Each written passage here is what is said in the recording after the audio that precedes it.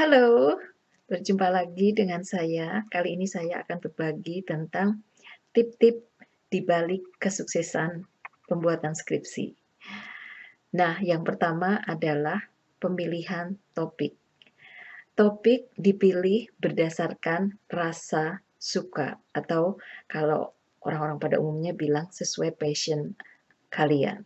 Ya, jadi yang pertama adalah suka dulu. Kalau sudah suka, kalian akan tertarik untuk melakukannya, ya. Nah, bagaimana cara mencari apa yang disukai? Nah, kalian kembali lagi melihat kira-kira di jurusan kalian itu proyek-proyek penelitian yang sering dilakukan oleh mahasiswa-mahasiswa sebelumnya itu apa saja? Jadi cari informasi baik dari perpustakaan atau dari kakak-kakak kelas atau juga mungkin dari dosen-dosen yang mengajar kalian. Kemudian yang kedua adalah berkaitan dengan topik yang tadi, itu carilah dosen yang punya ketertarikan pada topik yang mirip-mirip dengan yang saudara ingin lakukan. Jadi carilah dosen pembimbing yang memang sudah ahli di bidangnya dan memiliki ketertarikan untuk menginvestasikan waktunya membimbing saudara dan juga merasa excited atau senang dengan ide-ide penelitian yang saudara lontarkan. Jadi jangan mencari dosen yang misalnya walaupun sudah ahli, tetapi sudah tidak excited lagi dengan penelitian yang saudara lakukan. Karena percuma, karena yang namanya skripsi itu adalah hubungan dua belah pihak, saling membutuhkan. Jadi yang mahasiswa butuh untuk segera melakukan penelitian dan kemudian menyelesaikan skripsi, ujian selesai. Nah, sebagai dosen pembimbing juga membutuhkan mahasiswa untuk dibimbing karena dalam kaitannya dengan uh, reputasi beliau juga sebagai salah satu kewajiban dalam pekerjaannya di perguruan tinggi. Selain itu, kalau dosen itu masih semangat melakukan penelitian itu, kemungkinan dosen tersebut juga ingin mempublikasikan hasil penelitian saudara berpartner dengan dosen tersebut sehingga itu malah lebih baik lagi. Ya, makanya topik-topiknya itu diusahakan topik-topik yang tidak terlalu lama uh, isunya. Jadi mungkin dalam waktu 5 tahun terakhir sehingga saudara bisa mendapatkan situasi ketertarikan dari dosen untuk juga menemui topik yang akan saudara teliti, ya.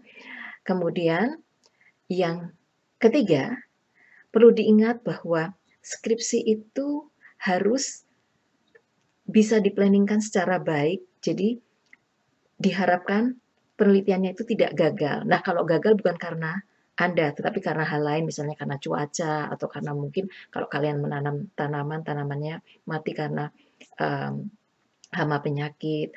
Tetapi pada dasarnya adalah penelitian yang bisa diplanningkan, ya, dengan tentunya berdiskusi dengan dosen pembimbing karena kadang-kadang dosen pembimbing kan punya banyak bimbingan.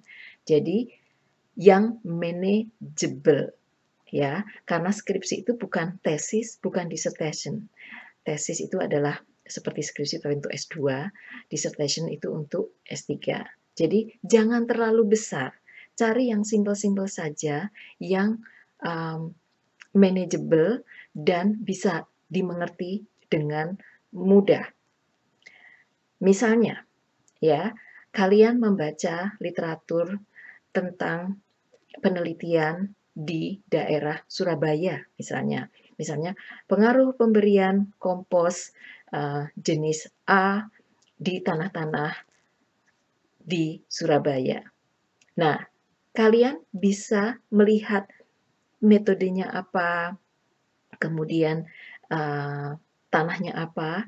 Nah, lakukan penelitian di daerah lain, misalnya sekalian di Sumatera, misalnya di Palembang. Nah, kalian bisa menggunakan ide penelitian tersebut kemudian dilakukan di Palembang, bukan copy paste, tapi kalian betul-betul meneliti dan bisa melakukan itu seperti yang di Surabaya, tapi itu dilakukan di Palembang. Jadi seperti itulah skripsi. Jadi latihan meneliti, latihan merumuskan masalah, latihan untuk apa namanya, mempresentasikan hasil penelitian karena semuanya itu adalah hasil jerih payah kalian. Oke. Nah, setelah itu yang keempat adalah ketika kalian sudah mulai skripsi, menulislah setiap hari, walaupun hanya 15 menit.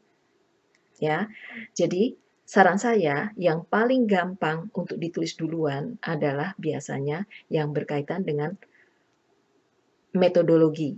Jadi misalnya lokasi penelitian, kemudian prosedur analisisnya, ya misalnya analisis menggunakan alat apa, caranya bagaimana, kemudian analisis statistiknya bagaimana. Nah, itu yang bisa diterapkan pada langkah awal. Nah, setelah itu mulai mengumpulkan references, oke, references atau daftar pustaka. Nah, itu dikumpulkan, kemudian diurutkan dari mulai A, B, C, D-nya, karena kan ketika nanti menuliskan references-nya itu kan harus menurut abjad. Jadi taruh di stop map dengan apa namanya huruf huruf A, apa B, apa C itu dijadikan satu secara terpisah.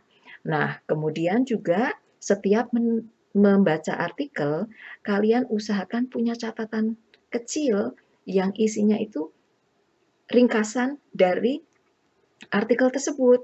Jadi, misalnya penelitian tersebut tuh judulnya apa atau topiknya apa, lokasinya di mana, hasilnya bagaimana. Jadi hanya itu. Nah, taruh di kertas, potongan-potongan kertas atau kartu atau di dalam buku, terserah.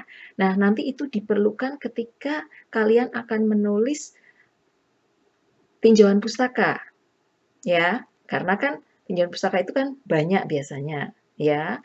Kemudian caranya bagaimana mencari tinjauan pustaka? Maksud saya daftar pustaka yang tidak lama-lama.